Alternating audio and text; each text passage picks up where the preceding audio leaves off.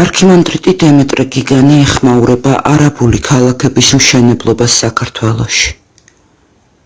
დროისედაც დამძიმდა, მაგრამ ქრისტიანებო არ შედრკეთ.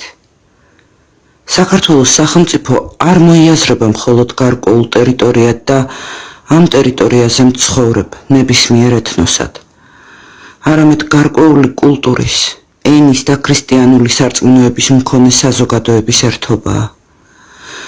როგორც კი სახელმწიფოსთვის უმთავრესი სამიღირებულებიდან რომელიმე შეექმნება საფრთხე, საფრთხე ექმნება მთლიანობაში სახელმწიფოებრიობას.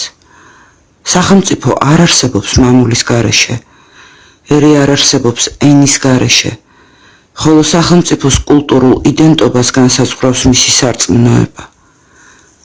როცა სახელმწიფოში ირღვევა ეთნობალანსი, ეს ნიშნავს, რომ იქ ადგილობრივ ენას საფრთხე ექმნება, რაც იწვევს ასევე კულტურულ გადაგვარებას და თუ საქართველოში ქართველობა უმცირესობაში აღმოჩნდება, მაშინ ჩვენს ტერიტორიას სახელწოდება საქართველო მხოლოდ ფორმალურად შემორჩება.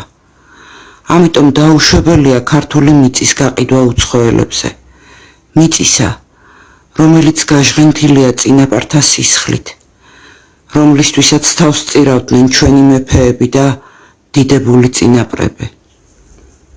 ჩვენ საქართველოს ისტორიიდან ვიცით, რომ არაბები იმ ქართველებს, ვინც სარწმუნოებას უარყოფდა, გადასახადის განათავისუფლებდნენ. დღევანდელობაში რომ გადმოვიტანოთ, პირდებოდნენ ეკონომიკურ კეთილდღეობას, რასაც სამწუხაროდ ზოგიერთები დახარბდებოდნენ ხოლმე. თუმცა ჭეშმარიტი მამულიშვილები გაჭირვებაში ცხოვრებას და ხშირად სიკვდილსაც კი ამჯობინებდნენ ქვეყნის და სარწმუნოების ღალატს. ნუ დავემსგავსებით სამშობლოს გამყიდველებს, არამედ მივბაძოთ ჩვენს თავდადებულ წინაპრებს, რათა ჩვენი დუმილით, ან უმოქმედობით პასუხისგება არ მოგვიწიოს ღმერთისა და სამშობლოსთვის თავდადებული წინაპრების წინაშე.